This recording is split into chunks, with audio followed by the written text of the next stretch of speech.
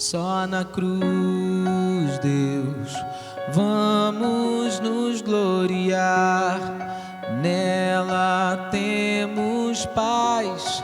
Cruz, onde teu filho morreu, fez expiação por teu povo, afastou toda a ira e pagou o pecado, nos levando a ti, Deus Pai. És o Senhor, és o poder, tu és a luz. Louvo a ti, pois só tu és eterno Deus, soberano e eterno. És o Senhor, és o poder. Oh, quem não louvará a ti, Senhor, Santo Deus. Nós hoje pela manhã meditamos num trecho, um pequeno trecho, né, de 2 Samuel, que fala sobre a aliança de Deus com Davi, que envolve todos nós. E nós vimos no primeiro ponto que nós meditamos, quando a Bíblia diz: e Deus deu descanso a Davi de todos os seus inimigos.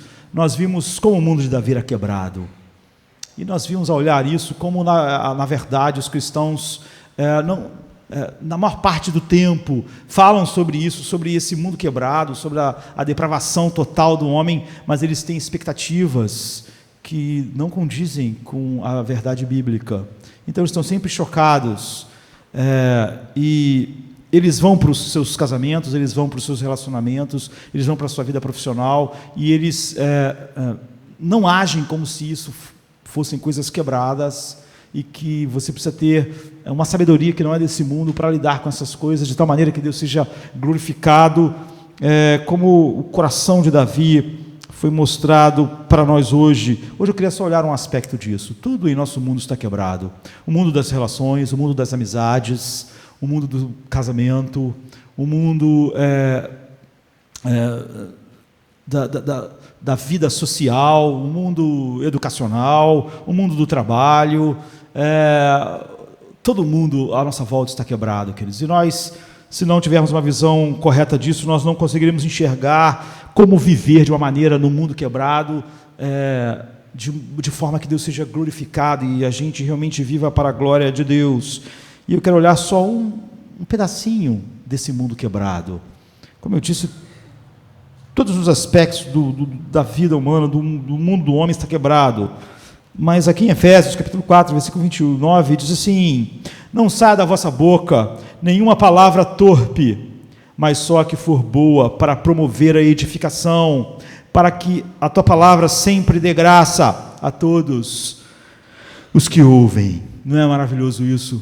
Nunca sai da nossa boca uma palavra que não dê graça, ou seja, não revele a beleza de Deus às pessoas.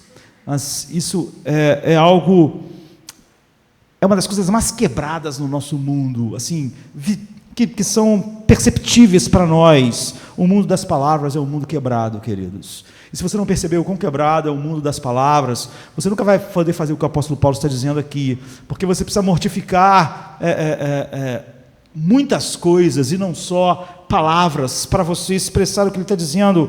Não sai da vossa boca nenhuma palavra torpe, mas só a que for boa para promover a edificação, para que dê graça aos que te ouvem. Ou seja, é preciso deixar que o Espírito Santo realmente nos mostre e olharmos sinceramente para o nosso mundo de palavras, se realmente as nossas palavras edificam, se todas as nossas palavras na igreja estão edificando a igreja, e no trabalho, no mundo do casamento, no mundo da criação de filhos, em todos esses lugares onde a gente sabe que é um mundo quebrado. Então eu não tenho informações sobre as pessoas, todo tipo de informações, mas muitas coisas nós sabemos sobre as pessoas. Eu sei sobre você e você sabe sobre mim, E uma delas é que nós falamos. Quando Paulo diz aqui, não sai da sua boca, ele está falando com todo mundo, né? Ele está falando com todo mundo. Eu sei que você fala, você pode dizer, mas tem gente que não fala, né? Tem gente que é mudo, tem gente que tem um problema que não fala, mas o ser humano fala. Ele sempre encontra uma maneira de se comunicar. Steve Hawkins, por exemplo, ele só mexia, né? Um dedo assim, e ele encontrou uma maneira de, através desse único dedo que ele mexia, botar lá um computador, uma coisa, ele conseguiu não só falar, eu quero isso, eu quero aquilo, ele escreve livros, não é? E ele fala coisas que era melhor não falar, não é? Fala coisas contra Deus, ou seja, ele vai ter que responder pelas palavras que ele fez só usando um dedo, que era a única coisa que ele tinha para se comunicar. Mas a maior parte das pessoas não precisam de tanta dificuldade para falar. Elas falam, meu Deus, como o ser humano fala. O ser humano demora um tempo para falar. Ele demora um pouco para aprender a falar quando ele nasce. Mas também, quer dizer, é um pouco tempo só. Porque depois que o ser humano começa a falar, ele nunca mais para. Ele não para de falar, ele vai falando até morrer.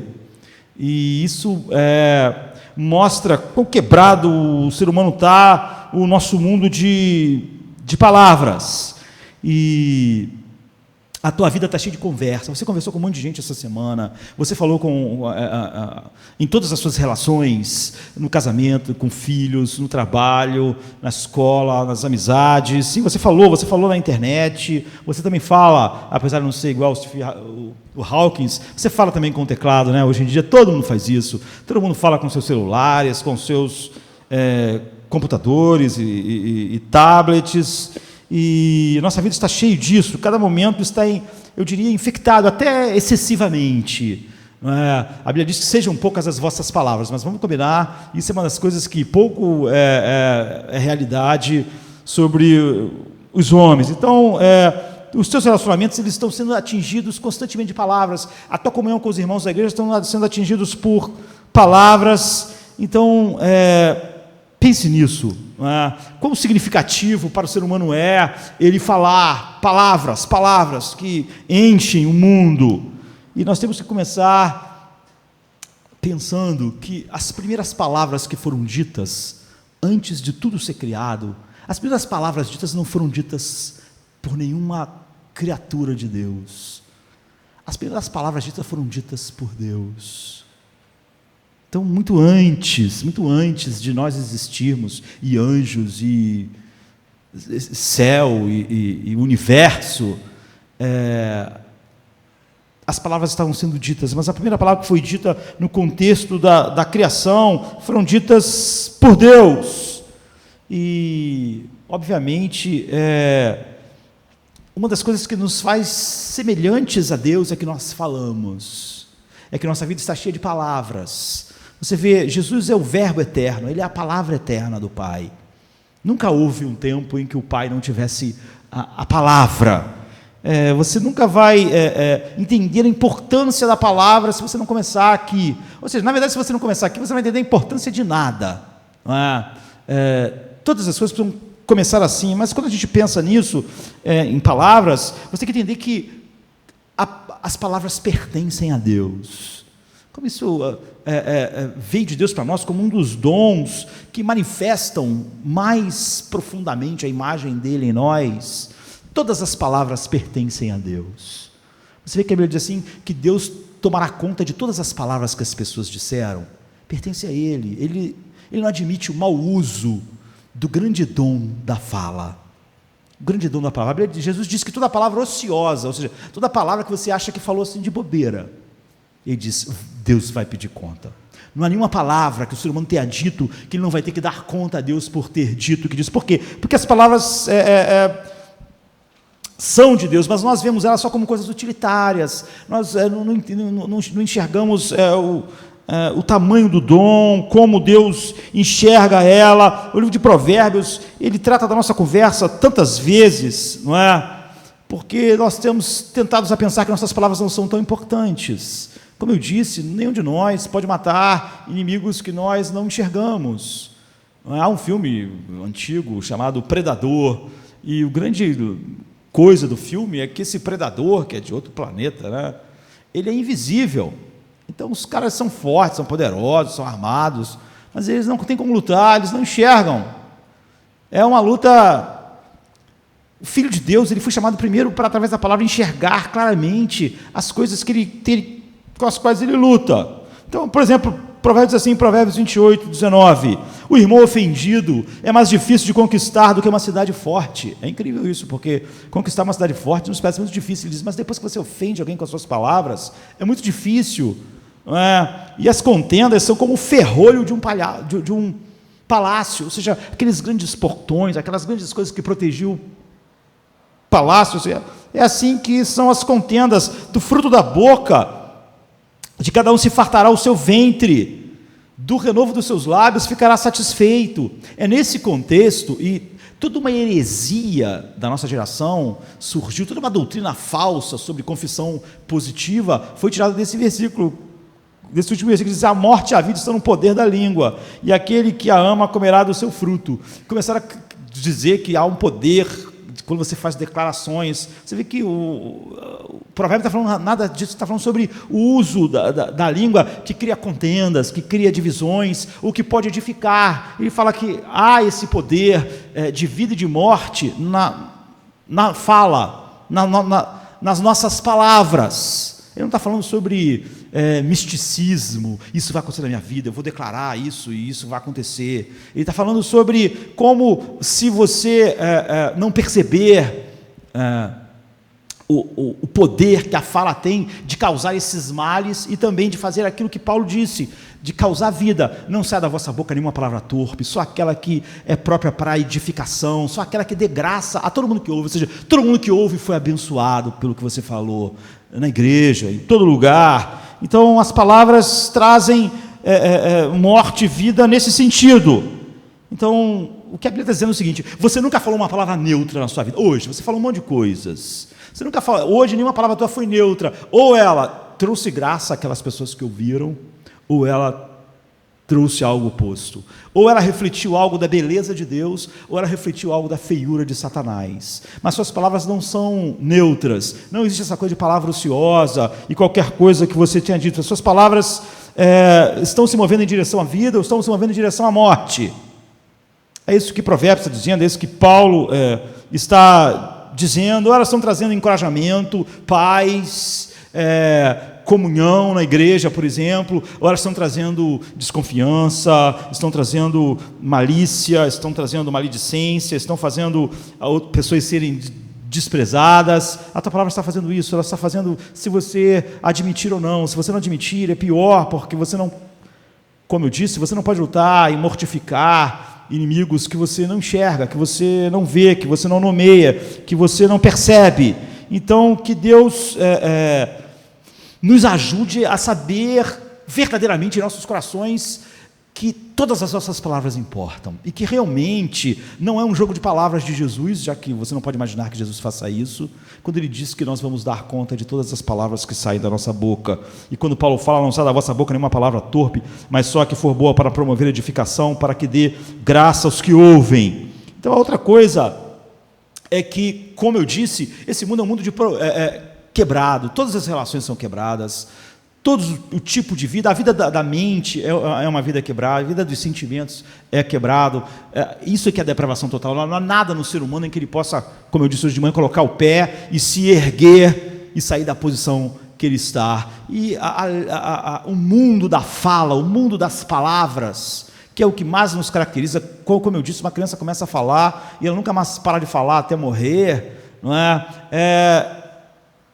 É um mundo de problemas.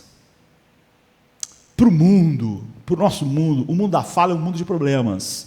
Talvez, se todo mundo ficasse o dia inteiro quieto, teria muito menos problemas no mundo do que tem. A fala é um mundo de problemas, porque é uma coisa quebrada pessoalmente, Facebook, e-mail, carta, telefone, é um mundo de problemas. E se você não percebe quão problemático e quão quebrado é por causa da depravação total do homem, o mundo da fala, você não vai lidar com ela de uma maneira que realmente se assemelhe a um filho de Deus, que é o que Paulo está descrevendo aqui. Então, eu não estou falando sobre alguns de nós que precisam de redenção aqui. Paulo está falando com todo mundo. Ele está falando com todas as pessoas, todos aqueles que dizem serem filhos de Deus, estão em Cristo, todos aqueles que lá no início da carta ele está dizendo que Deus nos amou em Cristo, antes da fundação do mundo, nos escolheu. Está falando com todos nós. Então, quem aqui se sentiria confortável se eu falasse assim, olha, a gente conseguiu gravar o que todo mundo disse durante um mês. Os seus últimos 30 dias foram gravados. Tudo que você falou em todos os lugares, em todas as relações, quando você estava sozinho com alguém, quando você estava com muitas pessoas, tudo que você falou foi gravado. Mas nós queremos colocar isso para todo mundo ouvir.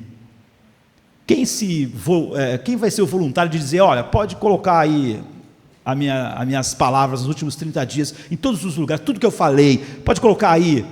Quem ia se voluntariar para isso? Quem não ficaria preocupado? E tudo que eu falei durante os últimos 30 dias, todo mundo vai ouvir? Você está vendo? Nós não estamos falando nem do mundo do pensamento, estamos falando do mundo das palavras.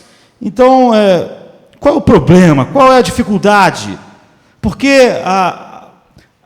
é tão quebrado o mundo das palavras, porque isso que o apóstolo Paulo falou aqui nos parece tão incrível, que não sai da sua boca nada, nenhuma palavra que seja torpe, mas só aquela que promove a edificação, só aquela que dá graça às pessoas, só aquela que leva elas a uma visão maior de Deus, mais bela de Deus, que traz mais comunhão. Então, eu gostaria de dizer que eu me orgulho de tudo que eu falei para a Cláudia, para o Mateus e para o Tomás durante esses anos todos, mas seria uma mentira, não seria verdade. Então, qual é o grande problema nesse mundo? Você vai ver que ele não é um problema só de palavras, não é um problema só de conter palavras. Se nós pensarmos assim, nós não vamos nunca chegar onde Paulo está e nunca naquilo que Deus nos chamou para ser. Um dos melhores textos sobre isso é Lucas 6, 43, 45, onde o próprio Cristo está falando conosco. Ele diz assim, porque não há boa árvore que dê mau fruto, nem má árvore que dê bom fruto, porque cada árvore se conhece pelo seu próprio fruto, pois não se colhem figos dos espinheiros, nem se vindimam uvas de abrolhos. O homem bom, do bom tesouro do seu coração tira o bem, e o homem mau, do mau tesouro do seu coração tira o mal. E aí ele faz uma declaração devastadora, porque da abundância do seu coração fala a boca do homem. A Bíblia diz, quer você goste, quer eu goste, que sempre o homem fala do que está no seu coração. É por isso que a Bíblia diz que a toda palavra ociosa Deus vai pedir conta. Deus não vê a palavra ociosa como na não expressão do coração. Então, o que está dizendo algo significativo, algo importante, algo assustador, na verdade. Ele desafia uma perspectiva muito tentadora que nós temos, de que nós fazemos coisas que não expressam o nosso coração. Quando eu falei aquela coisa, aquilo não é que meu coração é daquele jeito, é que eu falei assim, não era realmente o retrato do meu coração. Quando eu falei aquela coisa dura, aquela coisa maldosa, quando eu feri alguém, aquilo não é o meu coração não é daquele jeito. Jesus diz, não é verdade. Se você acreditar nisso, você nega, você está fora da realidade de mortificar um dos grandes males do coração do homem, e aquilo que vai mostrar que você é um filho de Deus, que você enxerga, que você vê através da palavra, que você nomeia e que você é capaz de mortificar. Então a Bíblia essencialmente divide o homem em duas partes, não em várias partes, ou 3 partes. Na verdade a Bíblia usa muitas palavras, mas ela divide o homem só em 2 partes. É o homem interior e o homem exterior. É o nosso corpo que expressa aquilo que nós somos. Essa parte interior, às vezes há pessoas que fazem muitas subdivisões, né? Fala exatamente o que é a alma, exatamente o que é o espírito, faz essa coisa toda e cria até... escrevem livros, como Otmani, por exemplo, escreveu um monte de coisa assim que era mais oriental do que tinha a ver com o que a Bíblia diz. A Bíblia diz que há o homem interior e o homem exterior, a casa que Deus deu para o seu coração, você poderia chamar o seu corpo, não é? Seria o que o apóstolo diz, o nosso tabernáculo, não é? E a Bíblia usa muitas palavras para o homem interior. Ela usa mente, ela usa emoção, ela usa alma, ela usa espírito, ela usa vontade. Então ela usa essas palavras assim, às vezes sobre o mesmo aspecto. Ela chama de alma, ela fala do espírito, ela fala vontade, ela fala emoção. E todas essas palavras são a palavra mais usada, que engloba todas essas palavras na Bíblia, é coração. Não é? Coração é usado uma quantidade enorme de vezes na Bíblia para falar do homem interior. O coração é a fonte de tudo, não são as emoções, é a fonte causal de todas as coisas na sua vida. É a fonte da vida. É por isso que a Bíblia diz que, cuidado, o coração é a fonte da vida. Não é? É da onde sai tudo, todas as coisas. Jesus está dizendo, a boca sempre expressa a fonte da sua vida. Não é algo periférico. Então, quando a Bíblia fala coração, significa um núcleo causal da sua pessoa. Aquilo que você realmente é. Aquilo que as fontes da sua vida são. O coração é o seu sistema direcional. O coração é o volante da vida. Não é nada que auxilia. É aquilo que realmente está dirigindo o seu comportamento, os seus desejos, sua vontade, suas emoções. E você vê, Jesus está dizendo, não há nenhum problema do ser humano que não flua do coração do homem, da fonte da sua vida. E ele diz, todos os problemas da fala fluem daí. O homem fala, ele está falando que não pode sair fruto ruim de uma árvore boa, e o homem fala daquilo que o seu coração está cheio. Daquilo que o seu coração está cheio, o homem acaba se expressando em palavras. Nunca os males, em todas as áreas, mas nós estamos falando da fala, vem de fora do homem. É tão difícil isso para nós, né? Hoje eu estava falando de manhã sobre Saul e sobre as mulheres que cantaram uma música Saul matou seus milhares, mas Davi matou seus 10 milhares, e aí a partir daquele momento Saul nunca olhou para Davi mais da mesma forma, mesmo Davi sendo aquela pessoa incrivelmente leal, ele viu tudo de ruim. Alguém me perguntou assim, mas aquelas mulheres não foram, cantando aquilo, não trouxeram nada. Isso é antibíblico. Isso é que o humanismo secular quer que você acredite. Aquelas mulheres não botaram nada no coração de Saul, não colocaram nenhuma daquelas coisas. Jesus diz, todos os males saem do coração do homem, não vêm de fora. Aquelas mulheres só mostraram que ele tinha um coração invejoso, orgulhoso, competitivo, egoísta. Aquelas mulheres não botaram egoísmo em Saul, não botaram competitividade nele, não botaram esse senso de ameaça do ego, elas não botaram nada. O que elas cantaram só mostrou o que Saul era, o que era o seu coração, colocaram isso para fora. É isso que Jesus diz, do coração do homem saem os adultérios. Você diz, mas o adultério não sai porque as mulheres estão dando. Não sai, Jesus diz, sai do coração do homem. Todas essas coisas têm uma influência em despertar, em mover a sujeira, mas não bota nenhuma sujeira dentro do homem, nenhuma. Todas elas saem de dentro do homem, é isso que contamina o homem, é por isso que o homem é o que é, não é porque as coisas vêm de fora. Seria muito simples, colocasse o homem num paraíso, onde nada de fora vem, e ele seria perfeito, mas não é verdade. Não é verdade, porque nada de ruim do ser humano sai, que está no ser humano, vem de outro lugar, vem do coração, vem das fontes da vida. Então essa passagem ensina que as suas experiências, o seu mundo, elas têm uma influência, mas elas não determinam o seu comportamento, nem teus sentimentos, nem a tua resposta, nem a tua fala. Seu comportamento é moldado e causado da forma como o seu coração reage ao que acontece no mundo exterior.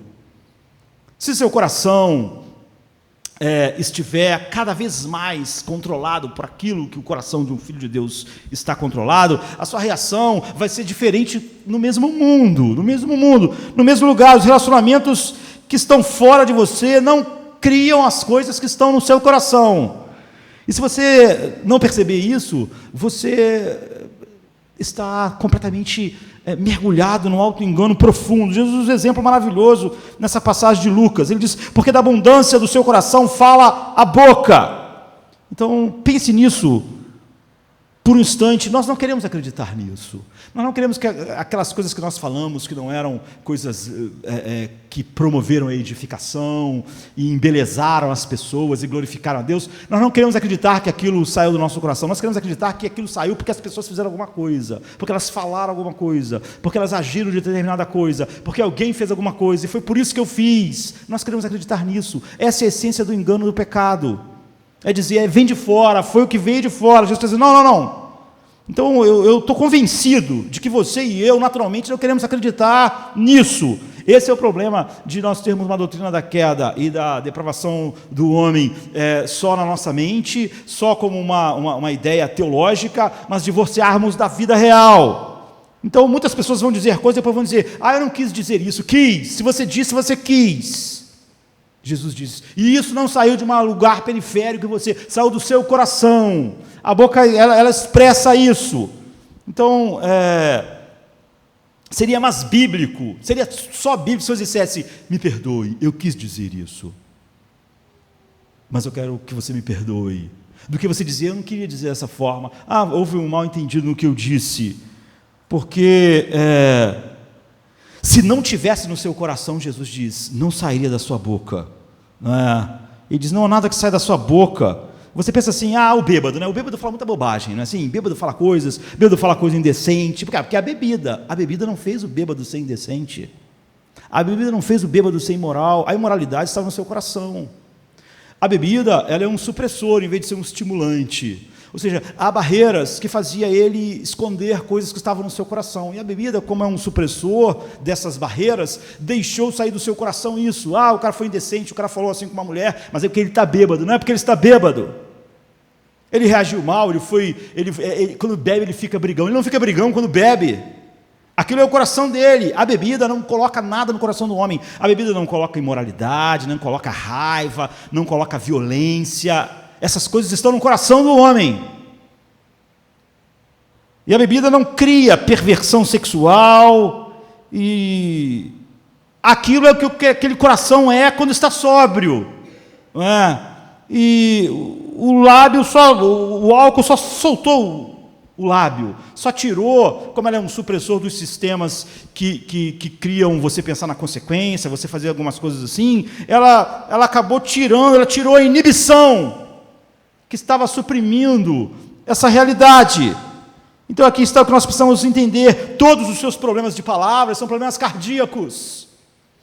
Todas as suas palavras, todos os seus problemas, quando a tua palavra, a minha palavra, não produz o que Paulo está dizendo aqui, seja a vossa palavra sempre boa para produzir nas pessoas uma visão da graça de Deus, para promover nelas algo que as embeleze com o que Cristo é. Quando não é isso, esse não é um problema de vocabulário, não é porque às vezes eu não sei falar as palavras direito, às vezes as pessoas falam coisas e isso, não, a Bíblia diz que é um problema do coração. Não importa o que o mundo fez, não importa o que o mundo faz, não importa o que as pessoas fizeram, não importa como o mundo é, não importa como sensual o mundo é, não importa. A Bíblia diz assim em 1 Pedro 2,23, o qual, quando o injuriavam, não injuriava. Quando ele padecia, não ameaçava, mas se entregava àquele que julga justamente. Está vendo? Quando Jesus foi debochado, cuspido, por quê? Se o cuspe e o deboche gerasse maldade no coração, por que ele não reagiu mal? Por que ele não reagiu como as pessoas dizem, não, eu estava bem, mas foi o que a pessoa disse que fez eu fazer isso. Não foi. Jesus sofreu todos os males possíveis, mas o coração dele reagiu como o seu coração era. Todos os males que jogaram sobre ele não podiam colocar maldade nele, não podiam colocar ódio nele, um senso de que Deus não vivia aquilo com justiça e agiria no momento certo. Ou seja, o que Pedro está dizendo, o que Paulo está dizendo, o que a Bíblia está dizendo, o que Jesus está dizendo, do que a boca fala, do coração está cheio, é que nada do mundo externo coloca nada dentro de nós. É o contrário. A sociedade é horrível porque ela é o retrato do coração do homem.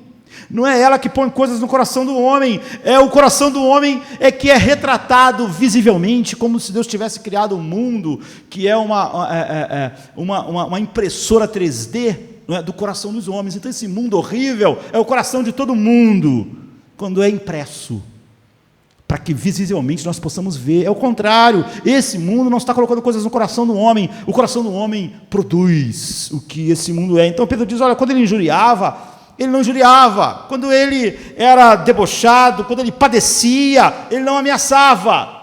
Você vê essas coisas, é exatamente o que Jesus disse, é do coração que sai. Quando essas coisas vieram externamente, como internamente não havia algo em Jesus, nenhuma desses frutos horríveis do pecado, eles não se manifestaram. Apesar de ninguém ter sido tratado tão injustamente, tão violentamente, vivendo uma vida perfeita. Então, Jesus usa o exemplo da árvore, eu acho ótimo. Não é? Qual é a melhor maneira de conhecer uma árvore? Olhar para os seus frutos. Se você quer saber que árvore é, você olha, tem maçã lá, você vai, isso é uma macieira. Mas quando você olha para a maçã, instintivamente você sabe que só há uma maçã ali na ponta, porque lá no coração da árvore ela é uma macieira. Nas suas raízes, nas suas entranhas, ela produz aquilo. Então, na verdade, ela não é uma macieira porque tem maçã, ela tem maçã porque ela é uma macieira.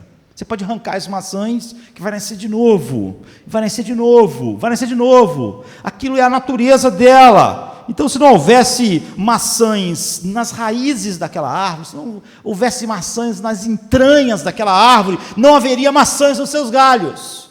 Mas aquela árvore foi semeada com uma semente de maçã. Você vê, na semente já era maçã. Nas raízes era maçã, no tronco era maçã, nos galhos era maçã, o fruto era maçã. A maçã só diz o que aquela árvore realmente é. Você nunca planta um caroço de pêssego ou de mamão e espera maçãs, porque você sabe que, na verdade, o fato daquilo ser uma maçã, ele está nas suas entranhas, está na sua semente. Por isso que a Bíblia diz, foram regenerados uma semente incorruptível. Você vê, tudo começa a mudar, porque tudo vem dali. É inútil realmente você querer mudar os frutos de uma outra forma. Então você vê, há um princípio de coerência orgânica na árvore. A raiz dela, as entranhas dela, em tudo ela é maçã. Ela é uma macieira. Portanto, lá no fim saem maçãs. Não importa o que faziam com Cristo, o que fluía era o quê? Fluía uma beleza infinita de Deus. Nunca fluía outra coisa.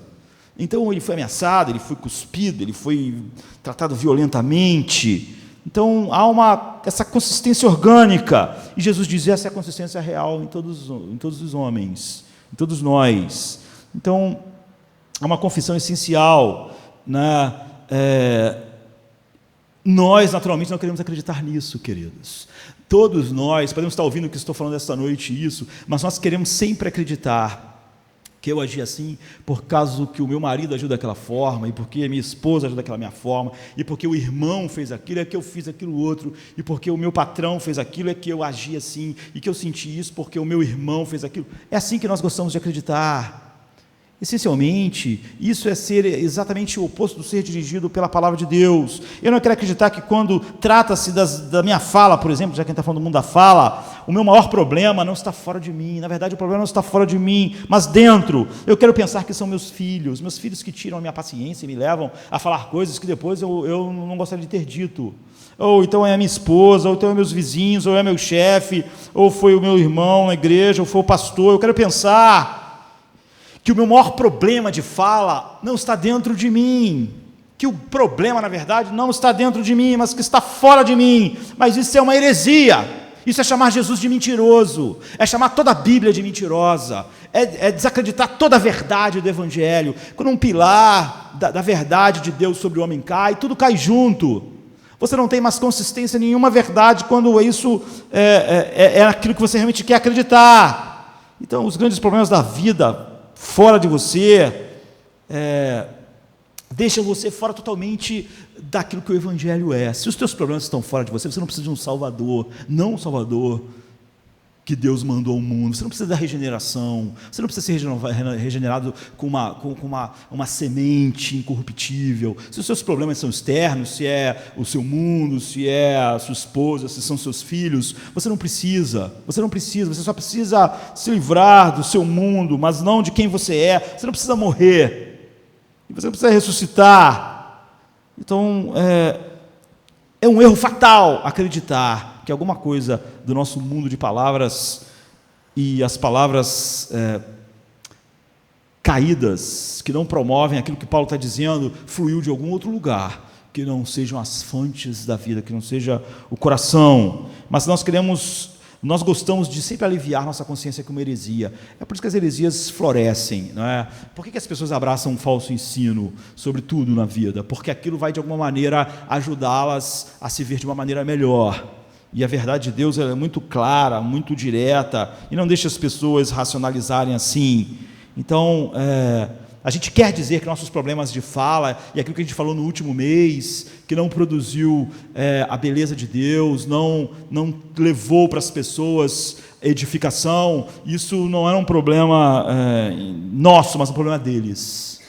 Eu sou um problema na igreja, mas eu sou um problema porque as pessoas fizeram isso, fizeram aquilo. Eu sou um problema num grupo tal, mas porque as pessoas fizeram isso. Eu sou um problema no trabalho, mas porque eu sou uma pessoa difícil, mas porque as pessoas, assim, essa é a essência do engano. Então, eu lembro que uma vez uma mãe estava dizendo, olha, eu acredito nisso, por exemplo, a Bíblia diz, a resposta branda desvia o furor, e uma palavra dura suscita a ira. E a pessoa disse assim, mas a pessoa que escreveu isso não conhece os meus filhos. Essa é a essência do engano, não é? Ela estava querendo dizer, não, minhas palavras duras, é por causa dessas pessoas, os meus filhos, eles são...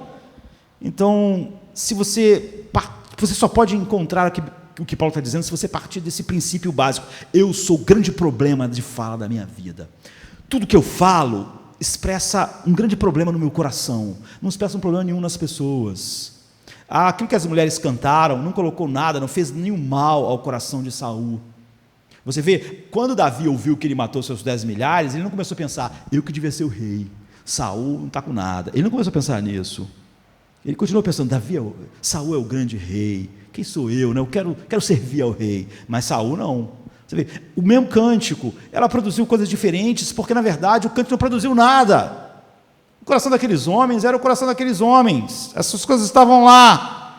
Então eu sou o maior problema da minha comunicação, a maior dificuldade, o maior perigo, as armadilhas cotidianas, aquilo que as pessoas são, o nosso mundo caído, na verdade, só... Coloca isso para fora. Quando a gente volta para a árvore, finja comigo que eu tivesse uma goiabeira, uma macieira, qualquer coisa no meu quintal, e ela não desse boas maçãs, desse uma maçã dura, ruim, sem açúcar, ou uma goiaba assim, e eu ponderasse, falasse para a Cláudia, eu vou dar um jeito nessa árvore. E com boa vontade ela acreditasse, e eu aparecesse um dia com um serrote, ou com uma máquina de pregar pregos, e comprasse lá no Ceasa as melhores maçãs que existem, as melhores goiabas, e começasse a cortar e prender essas outras goiabas que eu trouxe, as outras maçãs, e prender lá, e parafusar, ou prender de alguma forma. Quem olhasse para mim de muito distante, e olhasse eu cuidando de uma árvore cheia de aquelas frutas lindas, podia pensar, esse cara é um grande agricultor. Mas eu tenho certeza que Cláudia ia pensar, meu marido está agindo como um idiota. Está agindo como um completo idiota, porque o que vai acontecer com aquelas maçãs que eu estou colocando lá? Elas vão apodrecer, queridos. Elas não estão ligadas às fontes da vida daquela árvore. Elas não podem. Então, não só aquelas maçãs vão apodrecer, como no próximo ano vão nascer as maçãs ruins de novo, duras, as goiabas ruins de novo. Então, a árvore está produzindo esse tipo de maçã ano após ano. É óbvio que há algo de errado. Algumas pessoas dizem assim, olha, eu sou uma pessoa muito difícil, não é? Mas isso não tem nada a ver com as fontes da minha vida. Lógico que tem. Eu sou uma pessoa que tem problemas com isso e com aquilo, mas isso não é a essência do meu ser. Lógico que é. Aquela árvore produz aquela fruta, aquele tipo de fruto ano após ano. É óbvio que aquela é a sua natureza. É óbvio que aquilo é a expressão de quem ela é. Então, imagine essa imagem física poderosa no mundo da nossa fala. Mudar o que você fala simplesmente não vai resolver. É óbvio que você pensa assim, talvez se ninguém tivesse cantado, Saul ia ser um homem melhor. Ele não ia. Em algum momento, tudo aquilo ia se... tudo aquilo que estava sendo represado ia fluir. Você simplesmente não tem como resolver o problema da fala, senão todo homem poderia resolver controlando a fala em si, mas porque a fala é o fruto. Você não resolve só mudando o fruto, ou controlando o fruto. Não era isso que Jesus fazia. Não é por isso que quando ele ameaçava, ele não ameaçou. Não é porque ele não reagiu mal, porque ele estava se controlando, simplesmente. Não é porque, então, você pode colocar alguns frutos bonitos às vezes, falar coisas interessantes, mas aquilo que vai constantemente povoar a vida das pessoas à sua volta vai acabar sendo aquilo que realmente expressa. Então, você não tem nenhuma arma para lutar se você achar que simplesmente isso é uma questão de palavras mal colocadas, palavras mal escolhidas, palavras que não foram ditas. Então você vai descobrir, se você olhar para o que a Bíblia diz, Paulo diz, Jesus disse que o problema da fala é um problema seu. As situações em que você vive, que gera isso, é um problema seu. Elas não estão criando isso em você. As circunstâncias não estão sob o seu controle, nem nunca vão estar, não é? Mas não é isso que gera o seu problema. A localização do seu problema é o seu coração. Meu problema é o meu coração, porque da abundância, Lucas 6,44, da abundância do seu coração fala a sua boca. E só quando você humildemente está diante de Cristo, que está falando isso, e admite que essa é a realidade, eu sou o meu maior problema de comunicação. Todas as palavras que saíram da minha boca fluíram do meu coração. Não houve palavras que saíram da minha boca porque simplesmente eu sou uma pessoa tímida, e então estava ali, estava querendo, e aí quando eu falei não saiu bem. Você está encontrando desculpas. Então você tem que entender que a guerra de palavras é uma guerra do coração. O problema das palavras é um problema do coração. Quem dera fosse só um problema de palavras. Isso queria dizer que se fosse um mundo de mudos, esse seria um mundo santo. Mas ele não é, ele não seria, seria inútil. Então, essa é a guerra. E como é que ela realmente termina? Ela termina quando, de fato, aquilo que o Evangelho você vê, ela não termina em eu simplesmente policiando os frutos, a minha fala, a palavra final, mas quando algo muito mais profundo se dá. O apóstolo Paulo fala em 2 Coríntios 5,15, ele está defendendo o seu ministério, ele com uma breve palavra, ele abre eu diria, um universo de compreensão da vida, do que é o Evangelho, do que é a nossa vida e como ela funciona. Ele diz: Jesus morreu para que os que vivem não vivam mais para si mesmos. É aqui que está. Aqui está segredos enormes, um tesouro. A questão toda, a cura toda está o fato de que Jesus, ele diz que é todos aqueles que Jesus morreu com um propósito, para que você e eu não vivamos mais para nós mesmos. Essa é a fonte de todo o problema. E essa é o lugar onde a cura começa. O grande problema é que o homem vive para si mesmo, não alguém, todo mundo. Mas Paulo diz que Jesus morreu para que os que vivem não vivam mais para si mesmos. Ou seja, você pode dizer assim: não, Jesus morreu por mim, eu estou em Cristo, mas eu vivo para mim mesmo. Paulo diz: não é verdade, porque ele morreu exatamente para você não viver mais para si mesmo, que esse é a característica da queda. O pecado fez algo terrível em mim, em todos os homens. Ele transformou tudo que eu sou interessado em mim mesmo, E isso é a fonte do veneno interior, porque eu encolhi o mundo inteiro do tamanho do Josemar. Cada homem fez isso quando nasceu morto em delito e pecado. Ou seja, nós nascemos obcecados conosco mesmo, nós nascemos obcecados com os nossos desejos, nascemos obcecados com as nossas necessidades, nascemos obcecados com os nossos sentimentos. Então pense sobre isso, queridos. O pecado, fundamentalmente, é antissocial. A sociedade tem um monte de problema. Tem, vai ter, vai continuar tendo. O pecado, essencialmente, é antissocial. Por quê? Porque o pecado faz todo mundo viver para si mesmo. E Jesus morreu para que os que vivem não vivam mais para si mesmo. Porque é isso que o pecado faz. Ou seja, tudo que o pecado faz é cuide de você mesmo, se interesse por você mesmo, olhe para os seus sentimentos, olhe para quem você é, olhe. Isso me leva a estar obcecado com o quê, queridos? Quando eu vivo para mim mesmo, eu fico obcecado com algumas coisas. Eu fico obcecado com o que eu quero, como eu quero, quando eu quero, por que eu quero, onde eu quero e quem eu quero que me entregue o que eu quero. Eu fico obcecado.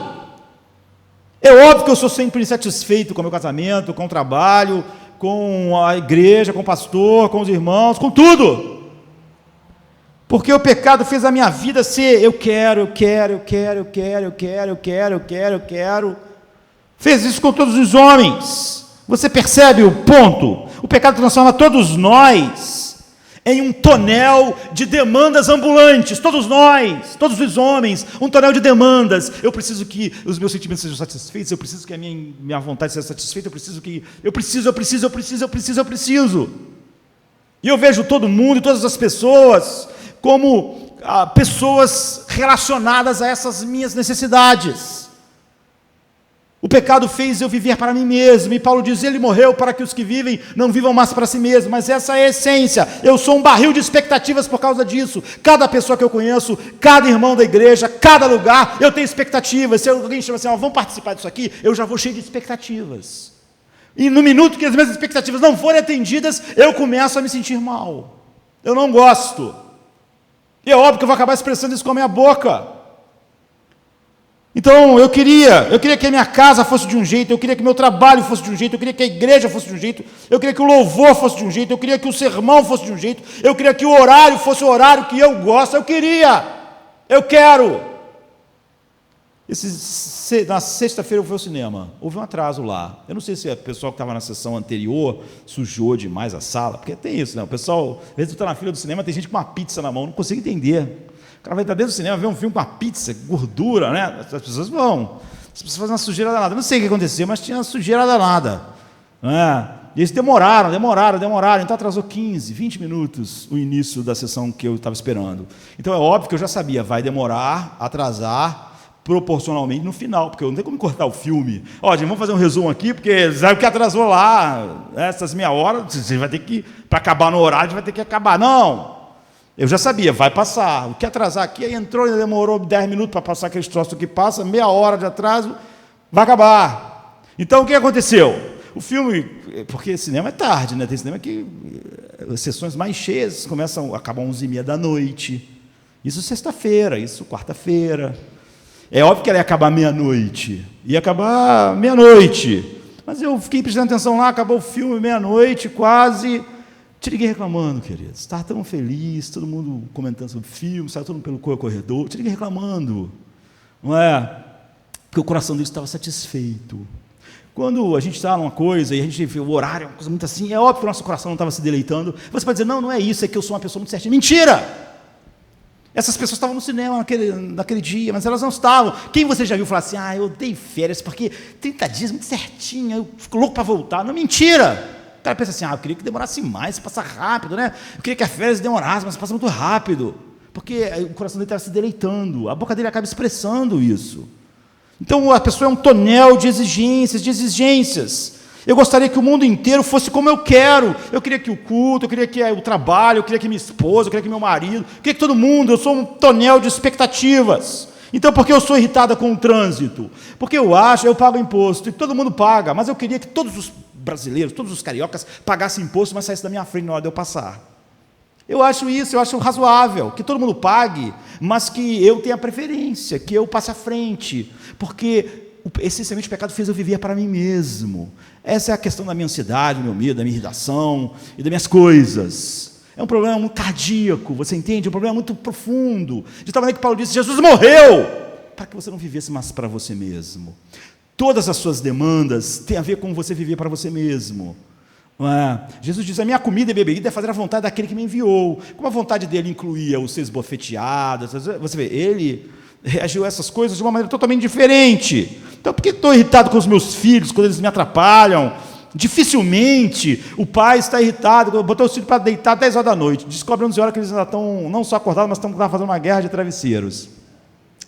Dificilmente o pai pensa assim, eu vou disciplinar, eu falei para eles que eles tinham que dormir, eu tenho que trazer a eles um senso, isso é saudável, mas o pai pensa, não, esse aqui é o meu reino, não é? E eles estão desrespeitando, e normalmente o pai fala, o que acontece com as palavras? Vocês não obedecem, eu estou cansado, eu trabalhei o dia inteiro. As palavras, queridos, essas palavras não são porque eu acho que eles mentiram ao dizerem que iam deitar numa determinada hora, não foram, e é óbvio que se o meu filho mente, eu tenho que trazer, isso é disciplina, uma dor na vida dele, porque eu não quero que meu filho seja mentiroso, e eu quero realmente criá-lo na disciplina do Senhor, mas não é isso, quando isso é que me impulsiona, a minha palavra sempre é temperada com graça, né? Sempre, realmente eu quero o bem da pessoa que eu estou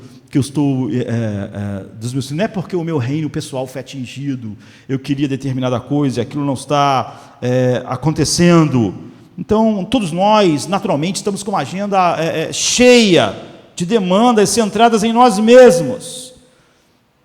Você vê, é por isso que mesmo quando a gente faz coisas, a gente começa logo as cobranças. Jesus, por exemplo, estava lá naquela última noite, ninguém estava lá a toalha, estava lá o balde, ninguém fez nada. Ele foi lá, ele não fez um discurso. Vocês não fazem, eu faço sempre sou eu. Ele lavou o pé das pessoas. Ele disse, Jesus, a única vez que ele descreveu o seu ser interior na Bíblia, ele disse, eu sou manso e humilde de coração. Ele não estava fazendo aquilo, vou fazer isso, eu vou servir, eu vou lavar os pés. Ele não estava se matando para fazer aquilo, você entende? Ele era assim, o coração dele é manso e humilde. Ele disse, eu não vim ser servido, eu vim servir e dar a vida para a salvação de muitos. É o que eu vim fazer.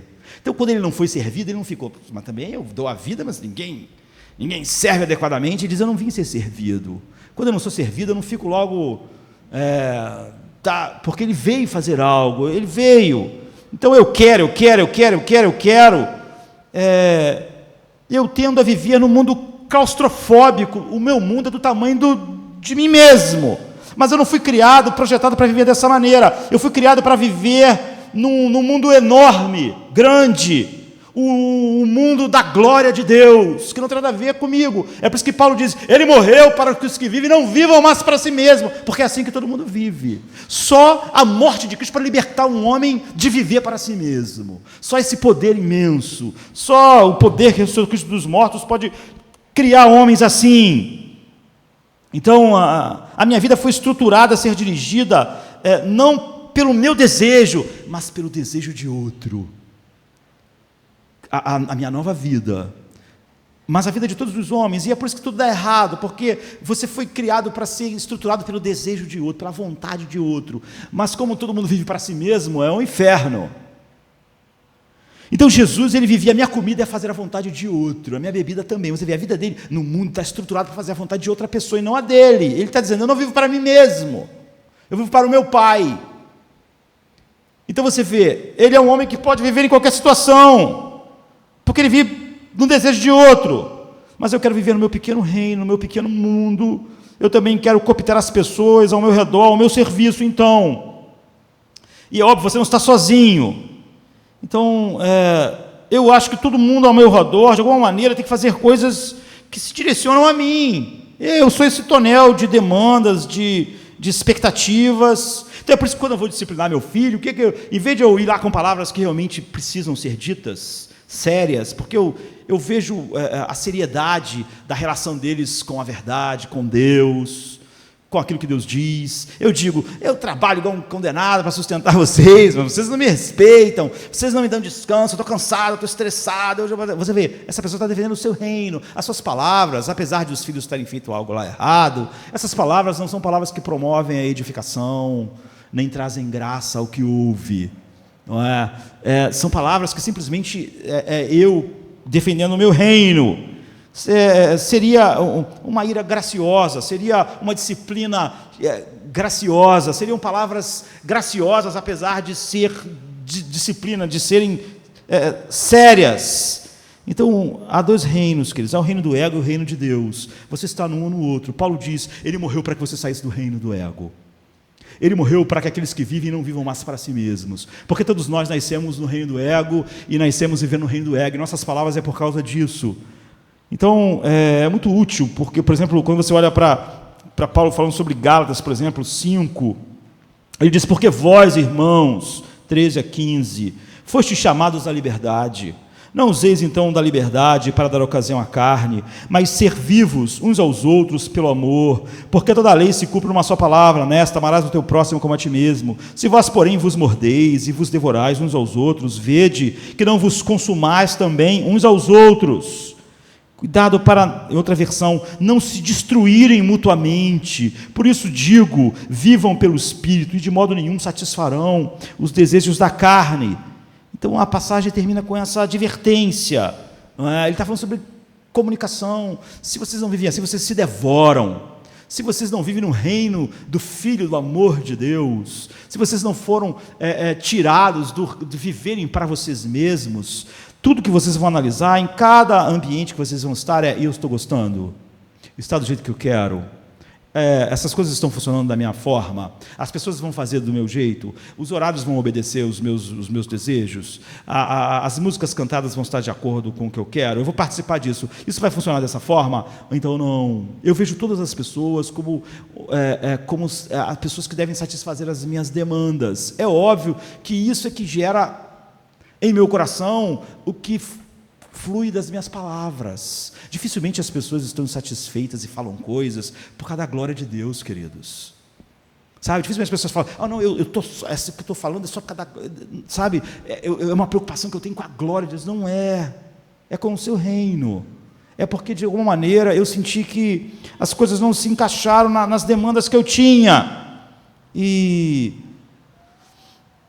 Paulo não permite você recuar a partir simplesmente dizer que as suas palavras não causam a destruição. Ele não diz que destrói relacionamentos, destrói outras pessoas. Vocês devoram uns aos outros, não devoram os relacionamentos.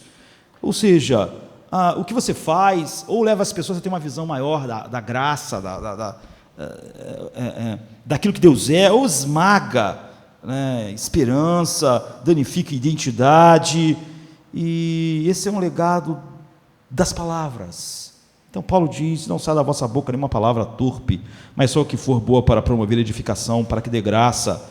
Então, você vê que isso tem muito mais profundo do que simplesmente cuidar das suas palavras.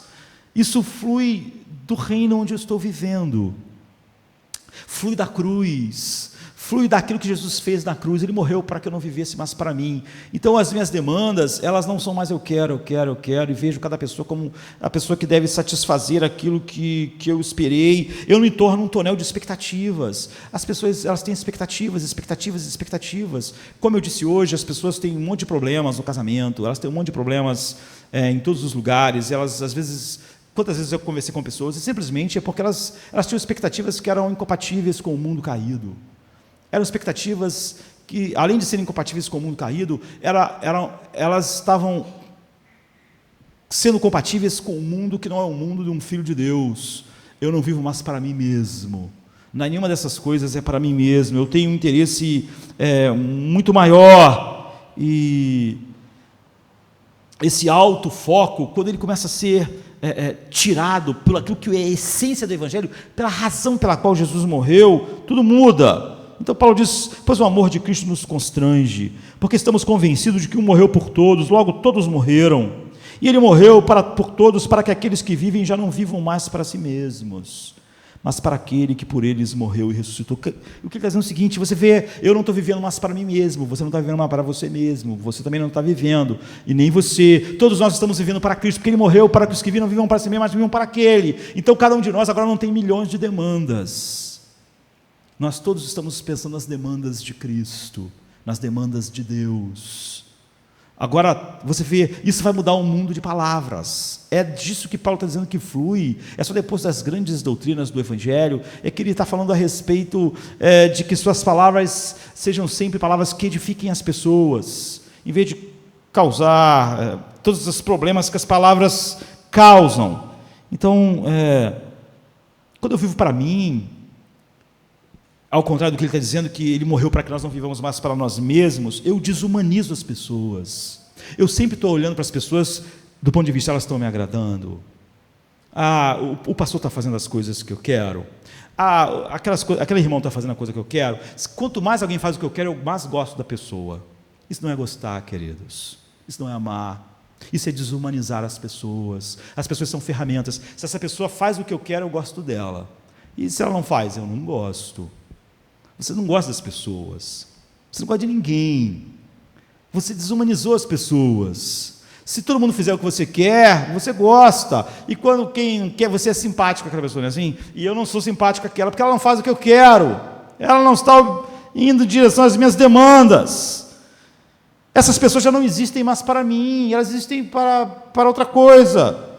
Então elas não são objetos do meu afeto verdadeiro. Então, meus antes queridos, meus parentes, minha família, meus amigos, a igreja, o pastor, são reduzidos apenas para um veículo de ajudar o que eu quero. Eu quero ter um casamento bom. O pastor vai me ajudar no meu casamento? O pastor vai ajudar o pastor vai ajudar assim? Se o pastor não ajudar, então eu não gosto dele. Aquele irmão ali vai me ajudar a desenvolver meus talentos, meus dons, minhas coisas. Não vai me ajudar, então eu não gosto. Eu só vejo as pessoas como um veículo para me ajudar a conseguir o que eu quero. Porque eu vivo para mim mesmo. Eu vivo para mim mesmo. Porque eu estou no lugar oposto do Evangelho e do que Cristo fez na cruz. Ele morreu para que eu não vivesse mais para mim mesmo. Então não seria essas categorias com as quais eu olharia as coisas. Então, eu sempre estou vendo as pessoas ou como alguém que é um veículo para o que eu quero ou como um obstáculo para o que eu quero. Saul certamente viu Davi como um obstáculo. Davi não tinha feito nada, mas a pessoa, esse cara vai ser um obstáculo para o que eu quero ser rei. Você vê, ele podia dizer assim, eu sou rei para a glória de Deus. O filho dele fez isso. O filho dele falou para Davi assim, o filho dele tinha o direito ao trono. O que Jonatas falou para Davi? Davi, você vai ser o rei. Eu vou estar do seu lado. Vou estar lhe apoiando. Não é tão difícil? Os irmãos se matam. A família de Davi faz isso, não é? Por causa do trono. Agora o outro que não era, falou assim, o outro que tinha o direito, ele podia dizer, eu tenho direito, Deus me fez ser filho do rei, porque eu vou ser rei. Ele diz, não, Davi, você vai ser o rei, Deus quer assim. O pai dele não era assim, o pai dele vivia para si mesmo. O pai dele podia dizer, não, foi Deus que me colocou no trono, não tinha sido. Mas é óbvio que não era para honrar Deus que ele estava no trono, porque ele amava o trono, e não Deus. Então é óbvio que ele tinha um problema com isso. Ele via Davi como uma ameaça. Você que vive para você mesmo, vai sempre ver as pessoas ou como alguém que vai dirigir as coisas para onde você quer, ou é um obstáculo. É um obstáculo. É assim, isso flui de todas as maneiras na vida do homem. Né? Assim, no mundo da igreja, tem pessoas que contribuem, mas se fizer alguma coisa que ele não gosta, ele não contribui. Ele não estava contribuindo. É o reino dele. Ele contribui com a sua presença, ele contribui com o seu talento, mas se não fizer o que ele quer, então ele está insatisfeito. Ele é problemático. Ele não estava contribuindo nem quando estava fazendo. Ele estava usando tudo. Mas aquelas coisas contrariaram ele. E quando as pessoas entregam o que eu quero, eu amo elas, eu falo gentilmente, eu falo palavras doces, eu falo coisas bonitas, mas quando elas não falam o que eu quero, eu falo palavras feias. Eu falo palavras por quê? Porque elas estão um obstáculo para mim agora. Eu falo coisas duras e eu finjo que isso não saiu do meu coração. Eu finjo que foi porque as pessoas fizeram coisas, mas não é. É porque eu vivo no reino do mim mesmo. No reino oposto daqueles que são salvos. Porque Paulo diz, ele morreu para que nós não vivamos mais para nós mesmos. O que Paulo está pedindo aqui é simplesmente, se esse pecado de eu viver no reino viver para mim mesmo foi cancelado, a partir desse momento o que eu vou começar a fazer? Mortificar o pecado cancelado. O grande pecado é que eu vivia para mim mesmo, e por isso a ira de Deus caiu sobre Cristo, e um morreu por todos, para que aqueles que agora vivam não vivam mais para si mesmos. Mas agora eu ainda vejo coisas na minha vida que expressam o reino de viver para mim mesmo. O que eu faço quando vejo isso? Eu mortifico isso, eu dou o nome certo, eu dou o nome verdadeiro, Então, quando as pessoas ficam no caminho do que eu quero, eu falo mal delas. Quando elas não ficam no caminho do que eu quero, mas elas ajudam o que eu quero, eu falo bem delas. Falar bem ou mal delas depende do como elas estão contribuindo para o meu reino, o reino de mim mesmo, do viver para mim mesmo. Se elas me apoiam no que eu quero, eu falo bem. Se elas não me apoiam no que eu quero, eu falo mal. Não me apoia, essa pessoa não ajuda. Eu falo bem ou mal, depende de como o meu reino foi atingido. Não tem nada a ver com a glória de Deus. A pessoa pode dizer, mesmo na igreja, eu falo isso, eu falo aquilo outro, por causa da glória. Não é a glória de Deus. Paulo diz, quando nós estamos focados na glória de Deus, da nossa boca vai sair palavras que edificam, que promovem graça aos que ouvem. É assim. Essa é a essência. Você vê que o problema da fala não é um problema de palavras, ou de controlar as palavras. É um problema cardíaco, é um problema de transformação que só o Evangelho traz da sua forma mais profunda. É a razão pela qual Jesus morreu, para que eu não vivesse mais para mim mesmo. É óbvio que isso tem aplicação em tantos outros lugares, mas nós tínhamos que usar um único exemplo. Então Deus nos deu graça e nos chamou para uma transformação, depois que Ele cancela os pecados que caracterizaram a vida de viver para mim mesmo. Agora que essa culpa não está mais sobre mim, se eu sou de fato justificado, o que acontece daí em diante é que eu sou uma pessoa atenta. Essas coisas passaram a ser meus inimigos. Você não mortifica um amigo. Você não mortifica. Mortificar é o ato de, numa guerra, você matar o inimigo. Não é? Você não faz isso com um amigo. Se essas coisas são vistas ainda como coisa que eu protejo, é óbvio que eu não mortifico o que eu protejo, é óbvio que eu não vejo isso como algo, como Jesus vê, como Jesus disse que isso sai do coração, agora então eu estou prestando atenção. E quando eu vejo algo assim no meu coração, eu sei, isso é do coração, isso deve ser mortificado. Não é?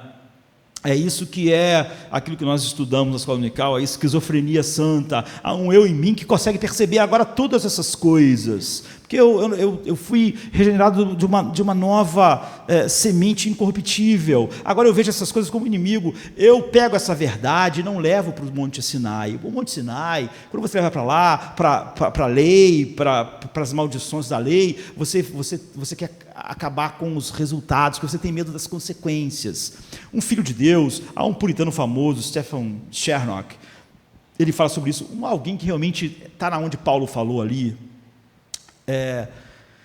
Ele morreu para que nós não vivamos mais para nós. Alguém que está no Evangelho nunca leva o seu pecado para o Monte Sinai. Ele morreu para a lei. Ele morreu para a lei. O Monte Sinai sempre fala das consequências do pecado. O salário do pecado é a morte. O salário do pecado é o inferno. O salário do pecado é a ira de Deus. É o Sinai. É verdade mesmo. O mundo todo está assim, debaixo disso, debaixo da ira de Deus, debaixo da morte. Um cristão, ele nunca leva o pecado para o Monte Sinai. Ou seja, ele nunca está preocupado com a consequência do pecado. É o que Stephen Chernock, esse grande puritano, diz. Ele leva sempre o seu pecado para o Monte do Calvário. É isso que um cristão faz. É por isso que ele mortifica o pecado, queridos. É porque ele leva para um lugar diferente. Quando você leva para o Monte Sinai, você fica com medo danado daquilo que acontece por causa do pecado. Mas você continua amando o pecado. Então a lei nunca santifica você, você vê? Ela sempre está falando das consequências do pecado, incute o medo das consequências, mas ela não tem o poder, não há que nada de errado com a lei, há algo errado no homem, ela não tem poder de tirar o amor pelo pecado. Um cristão, ele sempre leva o pecado para o monte do Calvário. E qual é a diferença, queridos? Que, por exemplo, Stephen Chernock diz, e que é o que a Bíblia diz, a diferença é que quando você leva o seu pecado para o monte Calvário, em vez de levar para a lei, você vê o que o pecado fez no seu amado. Você vê o que viver para você mesmo fez a ele. Você vê ele sangrando, você vê a ira de Deus sobre ele. E aí você odeia o pecado. Você não odeia as consequências do pecado. Você vê, olha o que o pecado fez no meu amado. Olha o que vivia para mim mesmo fez nele. Olha o que ele carregou. Você vê, no Monte Sinai, você está pensando, olha as consequências. Mas você não odeia o pecado, você odeia as consequências, a morte, a ira, o inferno. Mas no Monte Calvário, onde todo o verdadeiro cristão leva os seus pecados, faz ele odiar o pecado. Ele começa a ver o que o pecado fez em seu amado, o que ele fez em Cristo. Ele morreu, morreu por todos, para para que agora não venham para cima. Por quê? Porque ele viu que viver para si mesmo fez no seu amado. Ele odeia isso. Por isso que ele mortifica o pecado. É por isso que o verdadeiro homem justificado, ele mortifica os pecados. Ele odeia o pecado. Ele não está preocupado com a consequência do pecado. Ele é totalmente diferente. Ele sempre é alguém que olha para o pecado em termos do Calvário. Ele vê a ira infinita de Deus sobre Cristo. Ele vê ele não tendo mais feições humanas. Ele vê todo o horror do pecado. E aquilo que era bonito se torna uma coisa de onda para ele, porque a coisa mais bonita quando ataca aquilo que você mais ama se torna horrível para você. Você pode gostar muito de alguém, mas aquela pessoa que você gostava, achava uma pessoa maravilhosa, você vê ele tentando matar a sua mãe. Pronto, aquela pessoa não é mais linda. Você gosta de um animal, você tem um carinho enorme por um animal, mas se aquele animal matar o seu filho ou tentar matar o seu filho, tudo muda. Quando você vê o que o pecado fez em Cristo, tudo muda. Se ele é o amado da sua alma, você odeia o pecado. Essa é a força da mortificação. Você quer matar aquilo. Você não racionaliza, você não diz, não sai do coração, não sai. Você não diz, essas palavras saem de mim por causa daquelas pessoas. Não. Essas palavras saem porque são fruto ainda daquilo pelo qual Jesus morreu. Ele morreu para que eu não vivesse mais para mim. E quando o homem vive para si, ele é uma fonte de demandas. É por isso que é fácil as pessoas dizerem assim, o mundo devia viver em paz. Assim, as pessoas falam essas coisas. John Lennon escreve Imagine, é tão bonito. Se não houvesse isso, se não houvesse aquilo. Mas ele não conseguiu viver em paz com os amigos dele. A banda acabou. Por quê? Porque todo mundo é uma fonte de demandas. É fácil falar de paz lá longe, onde não tem nenhuma demanda sendo contrariada. Eu acho que aquele cara lá e aquele lá deviam viver em paz. Mas o cara não vive em paz com a mulher dele, porque a mulher dele não está cumprindo as demandas dele. Aquele cara lá não tem nenhuma expectativa com aquelas pessoas. Então ele não consegue nem entender porque elas não estão vivendo em paz. Por que as pessoas não vivem em paz? Agora, eu não vivo em paz. Eu não vivo em paz no trabalho, porque eu tenho expectativas. Eu tenho demandas, eu quero, a hora que eu quero, como eu quero, e as pessoas não estão fazendo isso. Se elas fizerem, eu vou falar bem delas, vai ser maravilhoso, mas se elas não fizerem, eu começo a me sentir menos simpático, até eu falar. Isso é o oposto daquilo que a salvação faz, e é isso que Paulo está dizendo, a verdadeira salvação, ela atinge o mundo das palavras, ela cura o mundo das palavras, não nos fazendo tomar conta, medo das palavras por causa do Sinai, mas por causa do Calvário. Eu vou ao Calvário, olho para o Calvário e sei, ele morreu para que os que vivem não vivam mais para si mesmos. Todas essas coisas que brotam no coração do homem, não brotam por causa do que vem de fora, brotam por causa do reino do ego, do reino de viver para si mesmo. Foi exatamente isso que matou ele, foi exatamente isso que fez a ira que estava sobre mim cair sobre ele. E aí, esse é o impulso da mudança, esse é o impulso da santificação. Não quase toda fala humana é uma resposta a algo sobre o seu próprio reino. Se alguém fez bem ao reino do meu ego, eu falo bem. Se alguém fez mal ao reino do meu ego, eu falo mal. Não tem nada a ver com o reino de Deus. Mesmo nas coisas que você diga ser mais espiritual. As pessoas normalmente estão chateadas, estão reclamando, não tem nada a ver com o reino de Deus. Elas foram desagradadas. O reino delas foi atingido. Então elas não podem falar bem, elas não podem ter palavras que promovam a graça e a edificação das pessoas que ouvem. Então saem palavras que promovem o oposto. E essas pessoas podem sentir medo, às vezes, ter ideia do que é arrependimento, mas elas vão ao Monte Calvário, elas têm medo disso, Deus, isso foi errado, isso faz coisas erradas, mas ela não odeia aquilo, porque ela continua vivendo no reino, no seu próprio reino. De novo ela vai ser ofendida amanhã, de novo as demandas delas não vão ser cumpridas pelo seu marido, pela sua esposa, pelo seu filho, pelos irmãos, pelo mundo, pelo tempo, sabe? Se vai chover ou se não vai chover, não vai. Outro dia eu estava vendo alguém botar assim, acabei de entrar de férias e começou a chover. Está vendo? Essa pessoa acredita, ela acredita que chover ou não chover tem alguma coisa a ver com ela. Ela acredita que realmente o mundo deve ser organizado para isso. Isso é só um retrato de tudo que o homem é. E Paulo diz, olha, toda lei se resume num único mandamento. Ele podia dizer, amar simplesmente a Deus, mas ele diz, em Gálatas, amarás o teu próximo como a ti mesmo. Esse é um resumo adequado de tudo para o qual Deus nos chama. Por quê, queridos? Porque É óbvio que essa relação vertical, horizontal, eu só posso amar alguém como eu me amo se eu não vivo mais para mim mesmo. É impossível, queridos. É impossível amar as pessoas como a mim mesmo se eu vivo para mim mesmo. Não tem como. Se eu vivo para mim mesmo, eu quero que as coisas me agradem. É óbvio que elas não vão agradar todo mundo, não é? Eu só posso amar os outros se eu amar Deus acima de todas as coisas, se eu estou no reino dele, se eu não vivo mais para mim mesmo. Só essa é a única maneira. Por isso que esse é o segundo grande mandamento, porque ele é simplesmente uma consequência de ter deixado de viver para si mesmo, e essa é a razão pela qual Jesus morreu, para que nós vivamos para ele. A consequência natural é que agora as pessoas não vivem para as demandas do meu reino, então eu não estou sempre batendo com elas. E é óbvio que minha boca vai acabar não falando coisas, porque o meu reino foi contrariado, eu não tenho mais reino. A minha oração é: venha a nós o teu reino, seja feita a tua vontade. Então é óbvio que no final do dia eu não estou perturbado que minha vontade não foi feita, eu nem queria que ela fosse feita, eu estou em outro reino, ele morreu para que eu não vivesse mais para mim mesmo. Você vê, é óbvio que horizontalmente as coisas começam a ser curadas, é por isso que Paulo coloca isso ali. Não é? Eu queria terminar, não é óbvio que nós não podemos tratar de um assunto, o único aspecto desse mundo caído, que é o mundo da fala, é enorme, e as implicações deles são sempre implicações finais do Evangelho, implicações que têm a ver com ou a cruz é realidade ou não é realidade, ou o Evangelho é realidade ou não é realidade, sempre assim, e nós não podemos tratar de todos os aspectos que podem e devem ser tratados. Todos nós podemos, sinceramente, em casa, aprofundar isso.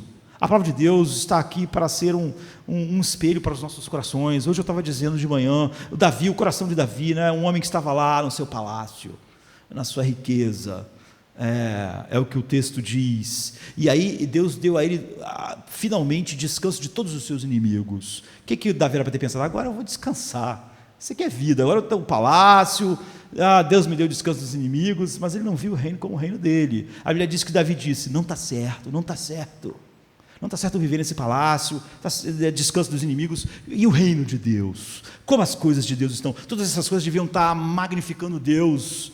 Ele estava com o coração incomodado, era um retrato maravilhoso do que Deus faz no coração, e aponta para essa obra de Cristo. Você vê a cura, o mal é tão feio, mas você vê, é maravilhoso, porque você vê que a cura sempre só pode fluir da cruz.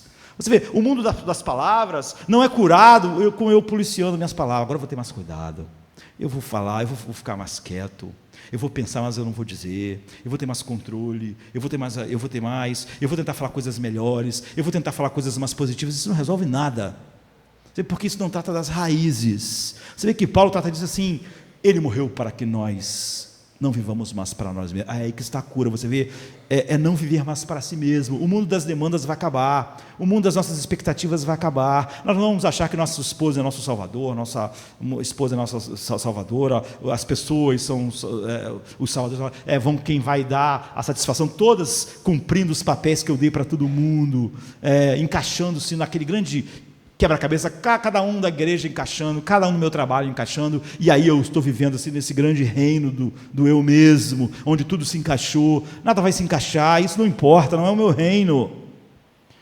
Eu morri, Jesus morreu exatamente para me livrar disso. É nesse contexto desse grande evangelho, já quando Paulo está aplicando isso que ele diz: não sai da vossa boca nenhuma palavra torpe, mas só que for boa para promover a edificação, para que dê graça aos que ouvem.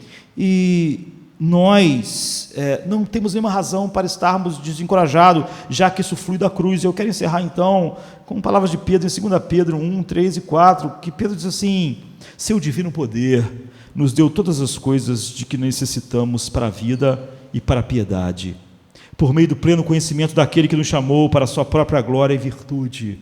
Nos chamou para a glória dele e pelo poder dele. Por intermédio destas, ele nos deu as suas grandiosas e preciosas promessas, para que por elas vocês se tornassem participantes da natureza divina e fugissem da corrupção que há no mundo, causada pelos desejos do homem. Você vê assim, você podia pensar: olha, mas pastor, isso é tão difícil, você vê, o Evangelho faz isso, nós morremos com Ele morreu para que nós não vivêssemos mais para nós mesmos. Agora Pedro está dizendo algo incrível, ele diz, seu divino poder nos deu, ele está falando no passado, se você está em Cristo, você tem, se você não tem, você não está em Cristo. Ele nos deu todas as coisas que nós necessitamos para a vida. Pedro não parou aqui. Eu acho que se ele parasse, não é, todos nós íamos distorcer o que ele está dizendo. Se ele falar assim, ele nos deu todas as coisas de que necessitamos para a vida, você dizer, para a vida eterna, viu? Jesus fez tudo para nós sermos salvos, para nós vivermos a vida, mas ele inclui outra palavra. Ele nos deu todas as coisas de que necessitamos para a vida e para a piedade. Então, isso é maravilhoso. Ele diz, já é seu. E por que ele usa essas duas palavras? Ele conhece todos nós, nossa capacidade enorme de racionalização. Não é? O que é piedade? É a vida que você leva diante de Deus no casamento. É a vida que você leva diante de Deus na igreja. É a vida que você leva diante de Deus no trabalho. Piedade é isso, é uma consciência de se estar na presença de Deus. Pedro diz, ele nos deu tudo para viver, de maneira que o exalte.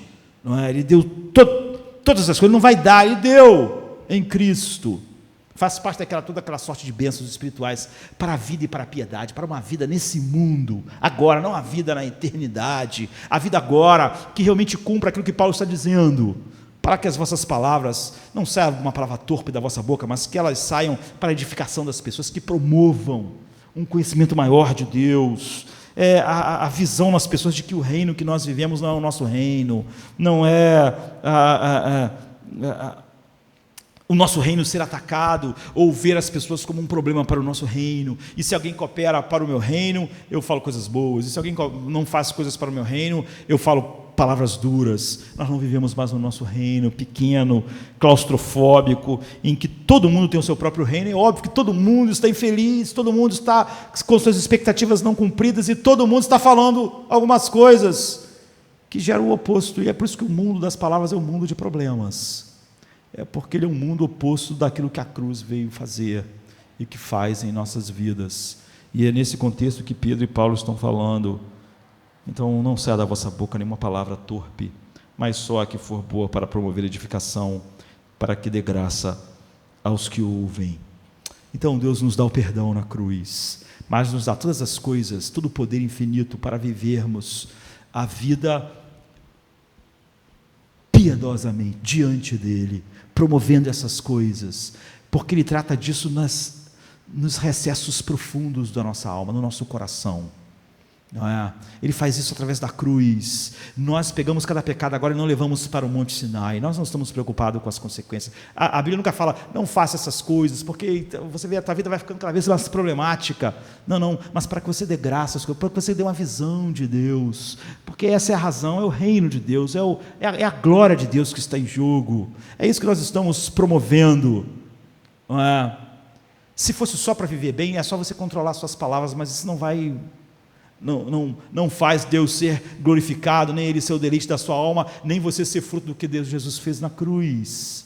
Ele morreu para que você não viva mais para você mesmo. Essa é o local em que te dá todo o poder para viver essa vida e experimentar isso que o apóstolo Paulo está dizendo para nós. Então, ninguém está a serviço do meu reino, eu não tenho mais um reino, eu não vivo para mim mesmo. É aqui que começa. Mas isso não é um adendo ao Evangelho, isso é o coração do Evangelho. Um morreu por todos, logo todos morreram, para os que agora vivem, não vivam mais para si mesmos. Esse é o contexto, para não sair da vossa boca nenhuma palavra torpe, mas só que for boa, para promover a edificação de todo mundo que nos ouve, em todos os lugares, em todos os ambientes, para que dê graça aos que ouvem. Vamos ficar de pé. Vamos orar. Só na cruz, Deus, vamos nos gloriar. Nela temos paz. Cruz, onde teu filho morreu, fez expiação por teu povo, afastou toda ira.